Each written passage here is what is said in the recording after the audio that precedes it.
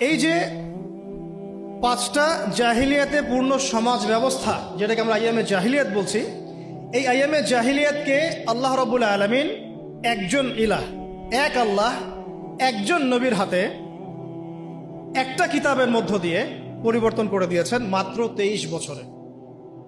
সুবহানাল্লাহ।